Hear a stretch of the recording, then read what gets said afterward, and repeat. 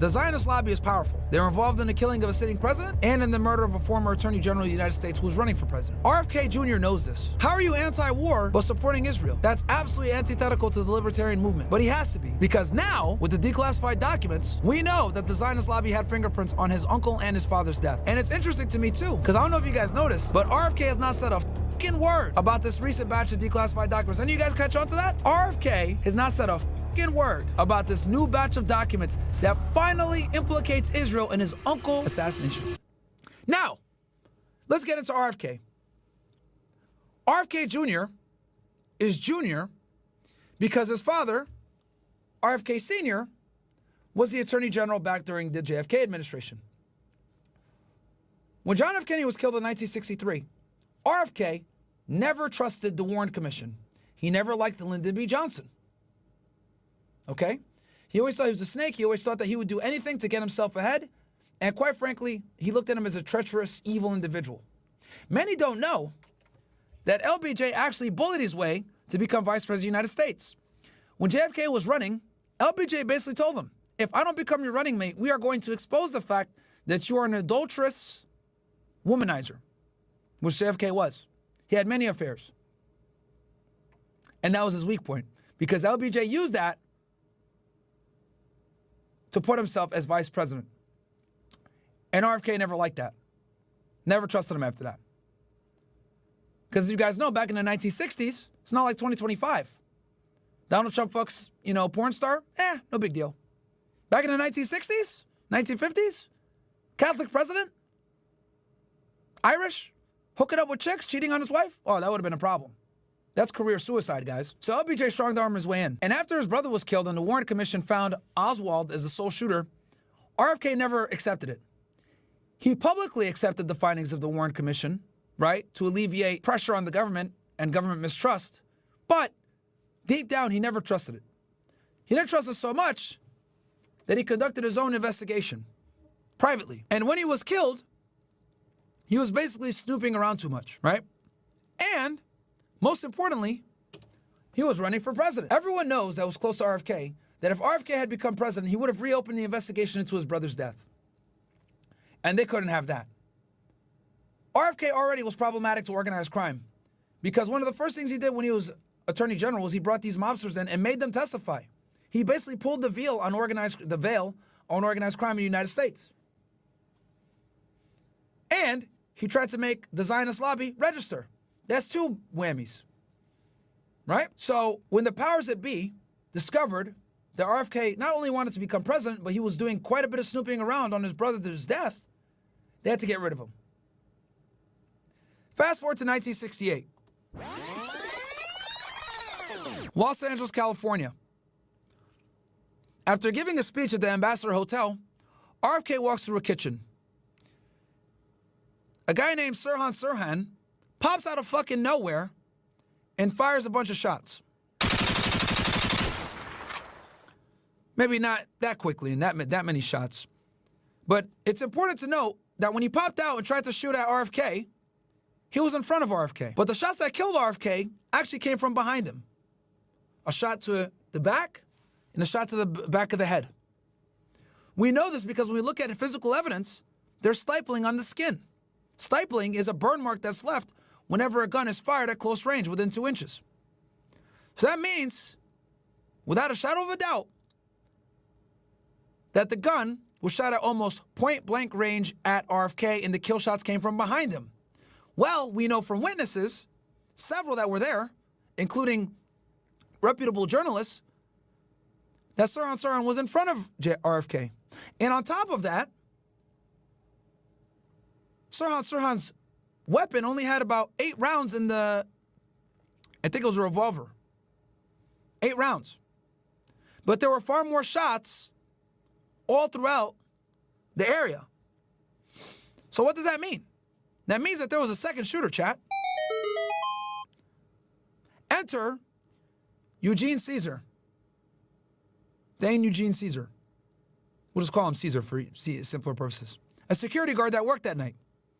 He was walking behind RFK when this happened, and witnesses saw him pull out his gun. The only person that was within range to shoot and kill RFK that lines up with the forensic and physical evidence was Caesar. Now, Caesar lied to the police and said that he sold his gun, the kill weapon, 3 months earlier. But when investigators followed up with the person that purchased the weapon, they found out that he bought it 3 months after the murder. So Caesar lied and said he sold it 3 months prior, but in reality, he sold it 3 months after the murder. He sold it in September of 1968. But the murder occurred in June of 1968. Then you find out, thanks to my guy Ryan Dawson, we did a whole broadcast on this, by the way, guys. Feel free to go check it out. Did a whole broadcast on this. That Caesar worked for organized crime. Basically, he got into some trouble in Mexico and owed some Italians and some Jewish mobsters a favor. And quite frankly, at this point, they needed to tie some loose ends. Caesar, who had just gotten that job, by the way, with Allied Security, was like maybe a second or third day on the job, carried out the hit. And to this day, RFK Jr. knows that Sirhan did not kill his father. He knows Caesar killed his father, and he was supposed to go meet Caesar in the Philippines in 2019. But he passed away before RFK can get there, and he tried to extort RFK for $10,000 to $20,000. So we'll never know if Caesar was going to be the one to admit to RFK Jr. that he was the one that in fact killed his father. But all the physical evidence lines up. And on top of that, to make things even weirder, Sirhan is alive to this day. He's currently in prison. He doesn't remember the day that this occurred. He doesn't remember anything. But he conveniently had a Death to Israel pamphlet in his back pocket, a Christian Palestinian. Does that not seem a little fishy to you guys? Sounds like a false flag to me. But they were too stupid to realize that if you're going to go ahead and kill a fucking person that's running for president, who is the brother of a president that was literally assassinated 5 years prior, that you need to make sure that the physical evidence lines up with the fucking scheme that you're doing. You dummies. Stupid. The RFK autopsy was one of the most precise and thorough and well-done autopsies ever. Why? Because when JFK was killed on November 22nd, 1963, there was a lot of fucking around with the body. And what I mean by that is they flew the corpse up to Washington or Maryland, Virginia, one of these areas. They didn't let the Texas doctors do a proper autopsy there. Magic bullets are being found all over the place. The evidence was absolutely corrupted. So when RFK was killed, they said never again. We're going to make sure that we do this autopsy right. And that autopsy was pretty fucking precise. That's how they knew that the kill shot had stifling and came from behind, and it was very thorough. But that did not line up with the physical evidence. So in other words, Sirhan, like the JFK assassination, was supposed to be the patsy, but they fucked up. Because Sirhan came from the front, the killer was actually behind. And Sirhan is still in jail to this day, guys. He's still in jail to this day. So why do I say all this? Well, I need to paint a picture for you guys that the Zionist lobby is powerful. They're involved in the killing of a sitting president and in the murder of a former Attorney General of the United States who was running for president. RFK Jr. knows this. He's been through a lot. His wife committed suicide. He lost his father. Disease that's destroyed the sound of his voice. Political aspirations absolutely tarnished. A family that's filled with divisiveness. He's lived a fairly hard life, man. And on top of that, we know that he's a sexual degenerate. So, you guys don't think if they could kill his uncle and kill his father, that they wouldn't have blackmail on him to keep him in line? If they could do that, I think them blackmailing him is 10 times easier. So the reason why RFK refuses to criticize the powerful Zionist lobby, or the fact that he's walking around with someone like Rabbi Shmuley who hurts his credibility, they have something on him. And I think him seeing his uncle and his father be killed the way that they were is a stark reminder that he better not get out of fucking line. That's the only reason I could think of as to why he still fucking covers for them, for Israel. When there's irrefutable proof that they were in fact killed, they were in fact involved in killing his uncle and his father. So I think he just understands what it is. I think he just knows that. And he's like, you know what? I don't want to die. They have a lot of dirt on me. I don't want to lose my political standing. So it is what it is. That's why I think he's compromised, chat. I mean, Dave Smith proved it right there. How are you anti-war but supporting Israel? That's absolutely antithetical to the libertarian movement. Absolutely antithetical. But he has to be, because now, with the declassified documents, we know that the Zionist lobby had fingerprints on his uncle and his father's death.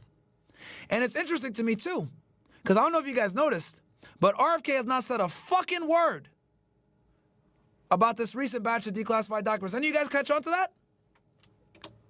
RFK has not said a fucking word about this new batch of documents that finally implicates Israel in his uncle's assassination. Part of me thinks that he knew this all along. He just played dumb. But now, you can't escape it. Can't escape it now. And he's been very cautious to avoid talking about the topic since this new batch of documents have come out. So, to answer your guys' question, is RFK blackmailed? I think so, absolutely.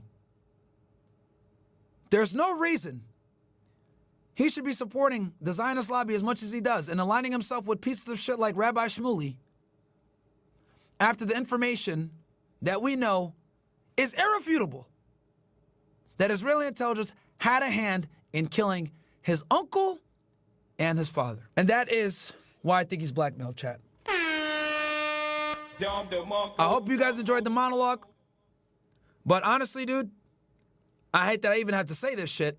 But look, I would never self-delete. Gotta give this fucking disclaimer every time I talk about this. It's starting to get annoying now. But I gotta give this disclaimer. All right, I would never self-delete. I would never just vanish out of nowhere. Okay? You got a great girlfriend, awesome dog, great parents, good friends, great business partner. I would never self-delete. So save this in case anything ever happens. And it's fucking crazy I even have to say this shit. It really is, bro. Someone said this guy's a wannabe Tate. Shut the fuck up, nigga. Shut the fuck up. Went ahead and just gave you a fucking full-on monologue on why RFK is compromised. Nigga want to say you want to be Tate. Shut the fuck up, you fucking retard. Tate doesn't talk about the Kennedys, dude. What are you talking about? Shut up. Stupid ass nigga. You wouldn't know because guess what? The Mossad has the most successful assassinations of any fucking intelligence agency. Did you know that, stupid ass? Alexander the Great should change your name to fucking Axelander the retard. You wouldn't know this though.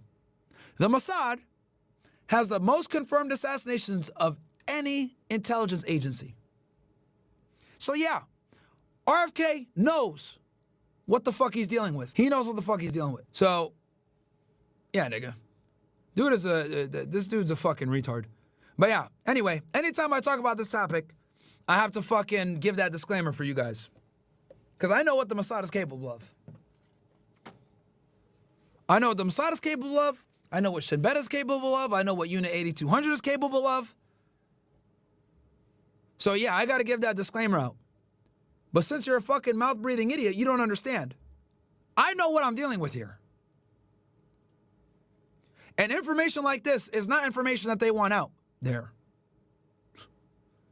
Okay, buddy? So, yeah. Again, I hate making that disclaimer, but I got to do this. Every time I talk about JFK, RFK, or any of this shit, man, I always give that disclaimer. Because this is shit that they've been working. Guys, remember this. I want you guys to know this. When it comes to classification in America, the standard is somewhere between 30 to 50 years that everything gets declassified. It's been 80 fucking years, man. 80 years. 60, excuse me. 60 years. 60. Sorry, my math sucks. It's been 60 plus years. And they finally just declassified this fucking shit. That should tell you something.